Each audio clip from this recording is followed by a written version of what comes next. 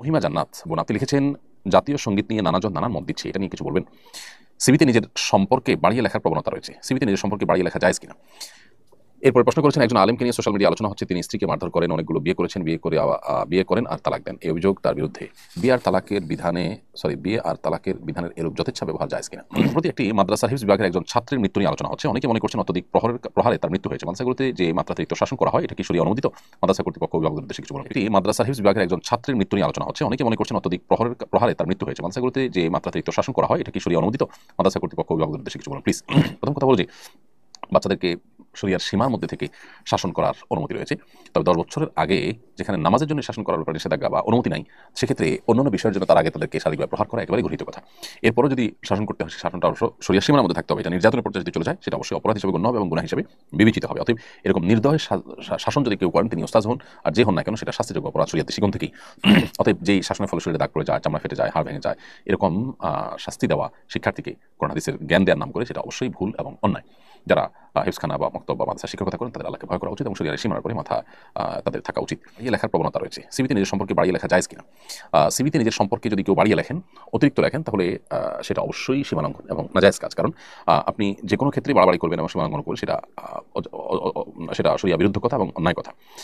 অবান্তর মিথ্যা এগুলো প্রতারণার অন্তর্ভুক্ত। নবী করিম সাল্লাল্লাহু আলাইহি ওয়াসাল্লাম বলেছেন, মান গাশশা ফালাইসা মিন্না, যে ব্যক্তি কাউকে ধোঁকা দেয়, প্রতারণা করে, সে আমার অন্তর্ভুক্ত নয়। অতএব সিভিতে আপনি অবাস্তব বা মিথ্যা কথা লিখতে পারেন না, এটা গুনাহ হবে। মহিমা জান্নাত বোন আপনি লিখেছেন, জাতীয় সঙ্গীত নিয়ে নানাজন নানান মত দিচ্ছে, এটা নিয়ে কিছু বলবেন। দেখুন, জাতীয় সঙ্গীতটা নিয়ে যত কথাই এ পর্যন্ত হয়েছে, এই কথা তো কেউই অস্বীকার করতে পারে না যে আমাদের বর্তমানে যে জাতীয় সঙ্গীতটি আছে, রবীন্দ্রনাথ ঠাকুরের লেখা। এই জাতীয় সঙ্গীত বহু আগে লেখা। এই জাতীয় সঙ্গীত যখন লেখা হয়েছে, তখন বাংলাদেশের অস্তিত্ব ছিল না। বাংলাদেশের অস্তিত্বকে মাথায় রেখে জাতীয় সঙ্গীত লেখা হয়নি, এটি অবিভক্ত বাংলাকে উদ্দেশ্য করে বা মিন করে লেখা হয়েছে। অতএব এই জাতীয় সঙ্গীত বাংলাদেশের জাতীয় সঙ্গীত আসলে কিভাবে হয়? এর বাইরে এখানে দেশকে যে মা বলে সম্বোধন করা হয়েছে, এটা হিন্দুদের যে পূজনীয় দেবতাকে তারা মা বলে সম্বোধন করে, সেখান থেকে এসেছে। রবীন্দ্রনাথ নিজে তার বিশ্বাসের জায়গা থেকে সেটি লিখেছেন।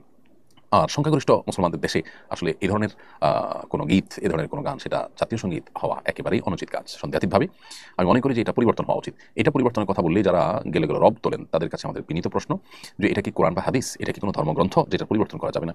একটা রাষ্ট্রের সবকিছু যদি পরিবর্তন করা যায়, এটা কেন পরিবর্তন করা যাবে না? পৃথিবীর বহু দেশে জাতীয় সঙ্গীত পরিবর্তন করা হয়েছে, এরকম বহু নজির রয়েছে। সেখানে এই জাতীয় সঙ্গীত পরিবর্তন করতে আপত্তির জায়গাটা কোথায়? ঠিক ব্যক্তি রবীন্দ্রনাথ ঠাকুরকে নিয়ে অনেক আলোচনা আছে। তিনি বাংলাদেশ রাষ্ট্র বা ঢাকা বিশ্ববিদ্যালয়গুলো সম্পর্কে তার বিরোধিতা ছিল, তার ক্যারেক্টারের ভালো বা মন্দের দিক থাকতে পারে, তার গুণগ্রাহী যেমন আছে, সমালোচক তেমন আছে, মানুষ হিসেবে থাকতে পারে, সেটা ভিন্ন আলাপ। কিন্তু তার এই সঙ্গীতটা বাংলাদেশের জাতীয় সঙ্গীত হওয়ার কোনো যৌক্তিকতা আদৌ থাকতে পারে কিনা?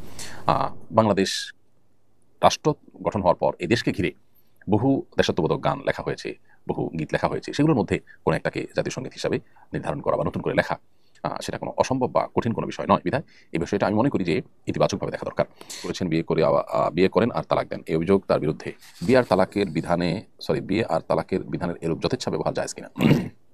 দেখুন, এটা দুর্ভাগ্যজনক বাস্তবতা যে একজন আলিম, তার ব্যাপারে এই ধরনের অভিযোগ উঠেছে। অভিযোগ কতখানি সত্য, কতখানি মিথ্যা, সেটা অবশ্য তথ্য উপাত্ত প্রমাণ সাপেক্ষ বিষয় এবং যথাযথ বিচারের মাধ্যমে হয়তো এটার প্রকৃত সত্য বেরিয়ে আসতে পারে। বাট এটা দুর্ভাগ্যজনক বাস্তবতা যে একজন আলিমকে নিয়ে ধরনের কথা উঠবে এবং সেটা নিয়ে বিশেষ করে গোটা আলিম সমাজের মানসম্মানের টানটানে দেখা দিবে এবং আলিম সমাজের ইজ্জত নিয়ে টানটানে দেখা দিবে। এটা অবশ্যই কাম্য নয়। এক্ষেত্রে আমি ব্যক্তিগতভাবে মনে করি যে তাদের উভয়ের, অর্থাৎ স্বামী স্ত্রী, তারা উভয়ে এটাকে ঘরোয়াভাবে এবং আলেম আমাদের উদ্যোগে মিটমাট করার চেষ্টা করা দরকার। সোশ্যাল মিডিয়া, সেখান থেকে মূল মিডিয়া এবং সেখান থেকে আদালত ইত্যাদিতে গোড়াতে জিনিসটিকে দেওয়া উচিত নয়। এটা উভয়ের কর্তব্য। আমি মনে করি উভয় মিলে এটাকে সমাধান করার চেষ্টা আপনারভাবে করা উচিত। যদি না করেন, তাহলে সেক্ষেত্রে তারা যেমন ক্ষতিগ্রস্ত হবেন, ঠিক একইভাবে আলেম সমাজেরও এটি ক্ষতির কারণ হবে। অন্যায় যদি কেউ করেন, তিনি স্ত্রী হন কিংবা স্বামী হন, তিনি দিনদার হন কিংবা আলিম হন, অন্যায়কে আমরা অন্যায় বলতে হবে, কিন্তু অন্যায় সাব্যস্ত বা প্রমাণ হওয়া পর্যন্ত হয়তো আমরা অপেক্ষা করবো। আমি আশা করবো যে তারা উভয় দায়িত্বশীলতার পরিচয় দিবেন এবং সোশ্যাল মিডিয়ার বিপরীতে এটাকে শক্তিশালী কোনো উপায়ে প্রভাবশালী ব্যক্তিবর্গের মাধ্যমে বা যে কোনো উপায়ে তারা এটাকে মিটমাট করার চেষ্টা করবেন। তারা দায়িত্বশীলতার পরিচয় দেন, সেটাই হবে আমাদের জন্য কল্যাণকর। মাই ড্রিম আইডি থেকে আপনি লিখেছেন, অজু করে এসে সন্তানকে দুধ খাওয়ালে কি অজু নষ্ট হবে কিনা। অজু দুধ পান করানোর কারণে নষ্ট হবে না, কারণ অজু ভঙ্গের বিষয়টি আমাদের শরীর থেকে অপবিত্র কোনো বিষয় বের হওয়ার সাথে সম্পৃক্ত। তো মা যখন সন্তানকে দুধ খাওয়ান, তখন সেই দুধটা কোনো নাপাক কোনো বিষয় না। বিধায় এই দুধ শরীর থেকে নির্গত হলো, সন্তান পান করলো, তার ফলে মায়ের অজু নষ্ট হওয়ার কোনো কারণ নেই। এরপর প্রশ্ন করেছেন জাফরিন্স মম কালেকশন আইডি থেকে। আপনি লিখেছেন শরীকে কোরবানি দিলে সবাইকে কি সমান টাকা দিতে হবে? কেউ কম বেশি দিতে পারবে? দেখুন, শরীকে যদি কোরবানি দেন তাহলে সেক্ষেত্রে আপনাকে যেকোনো একটা অংশ নিতে হবে, পূর্ণাঙ্গ একজনকে একটা অংশ নিতে হবে। কোনো এক ব্যক্তি যদি তিনি ভগ্নাংশ নেন, একটা অংশের অর্ধেক নেন, তাহলে কারোর আসলে কোরবানি হবে না। কারণ হলো সেক্ষেত্রে এটা গোশত খাওয়ার একটা আয়োজন হতে পারে, গোশত বন্টন করার একটা ব্যাপার-স্যাপার থাকতে পারে বা হতে পারে, কিন্তু কোরবানি হবে না। কোরবানি হতে হলে আপনাকে ৭ ভাগের ১ ভাগ, ২ ভাগ, ৩ ভাগ এভাবে পূর্ণাঙ্গ ভাগ নিতে হবে। এক নারী নেত্রী দাবি করেছেন জুমার মসজিদে নারীদের প্রতি বিষোদগার ছাড়া আর কোনোভাবে আলোচনা হয় না। সত্যি কি তাই? আপনি একজন খতিব, আপনার অভিজ্ঞতার আলোকে বিষয়ে বলবেন।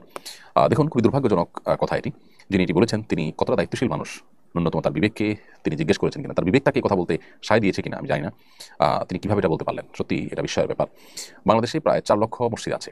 ১০০ করে মুসল্লি যদি প্রত্যেকটা মসজিদে গড়ে থাকেন জুমার দিন খুতবা চলাকালীন সময়, তাহলে সেক্ষেত্রে ৪ কোটি মানুষ হয়। ৪ কোটি মানুষ মিনিমাম। এতগুলো মানুষ প্রত্যেক সপ্তাহে জুমার দিন মসজিদে হাজির হন এবং খতিব সাহেবের আলোচনা শুনেন।